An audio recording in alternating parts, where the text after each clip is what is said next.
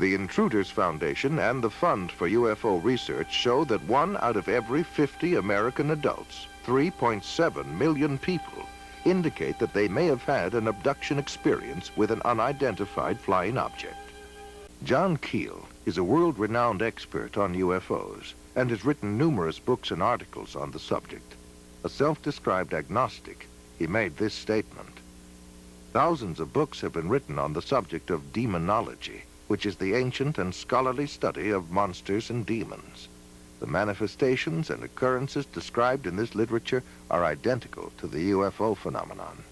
Victims of demonic possession suffer from the same medical and emotional symptoms as the UFO contactees." Jacques Vallée, at least at that time when he wrote that book, was an agnostic. Interestingly, he comes to basically the same conclusions I do as a Christian from my research. And he said about UFOs, they're real, but they're not physical. They're messengers of deception. And this was based on his research of about 20 years. They seem to be psychologically preparing, setting us up for some ultimate delusion that is too horrible even to imagine as yet. I would agree with that.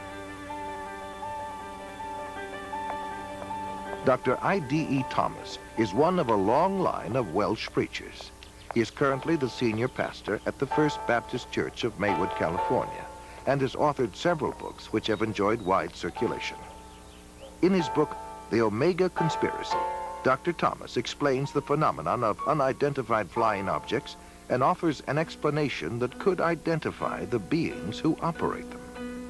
As incredible as his explanation may sound, let us regard the ancient saying of Heraclitus, who 500 years before Christ said, "Because it is sometimes so unbelievable, the truth escapes becoming known." The answer to all this and the clue to this cosmic riddle may be found in the ancient book of Genesis. And back there in chapter 6, we are told of a very amazing and bizarre event.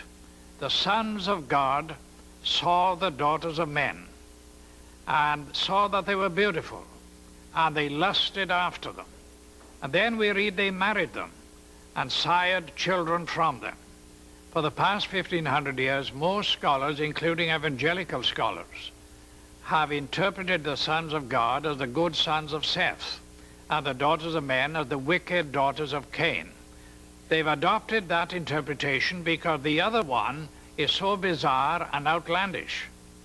The ancient interpretation, and in my opinion the correct one, is that the sons of God were demonic beings or fallen angels, and that they came down to earth, they lusted after the daughters of men, they married them, and produced this amazing progeny, this hybrid progeny of the Nephilim. And the very word Nephilim does not mean giants. It comes from the root Nephal, fallen ones. The early Christian fathers in the first 4 centuries, men like Irenaeus, Tertullian, Ambrose, for 400 years they knew no other interpretation except that the sons of God were angelic beings. Josephus, the cosmopolitan Jewish historian, says the same thing. We read in the book of Job that when God laid the foundation of the earth, the sons of God shouted for joy. Obviously, the sons of God could not be human beings. Adam had not been created. If this was a case of just mixed marriages between good men and wicked women, it is surprising that God should have issued the fire of judgment that he did. God took this stern action of wiping out the human race. Now, the only family that were left intact in order to re-establish, repopulate the new world was the family of Noah. Noah, we are told, was perfect in his generations. The word perfect does not mean, in this case, morally perfect, because we know from the story of Noah, and especially what happened after the flood, that Noah was not perfect. What it means is like a lamb for the paschal sacrifice, that lamb had to be without blemish, physically pure, without blemish. So it seems was the case of Noah, the only family that remained uncontaminated from these strange beings that appeared from space. The only line that was pure and clean from God's standpoint to start a new world and a new civilization.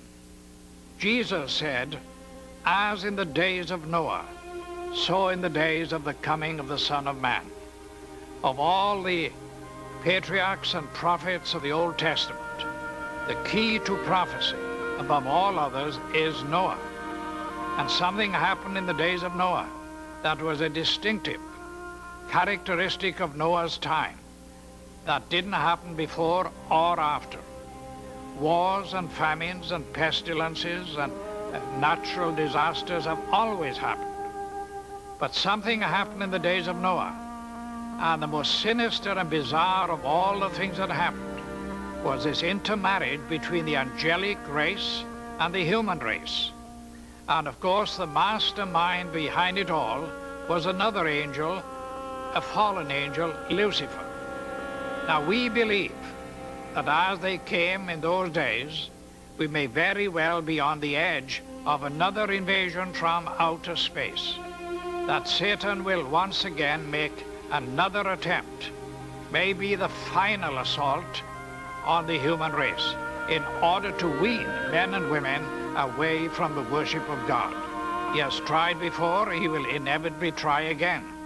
And by seducing the human race, by sending these so-called entities from space, demonic beings, he will try to get people all over the world to worship him and to deprive God of the worship that is due to him.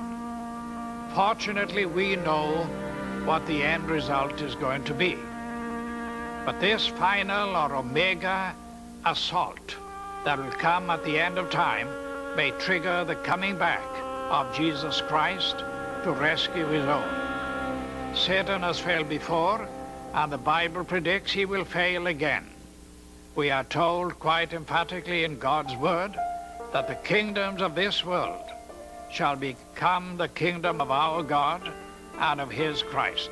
Satan will make the attempt, but our God, greater is he that is in you than he that is in the world.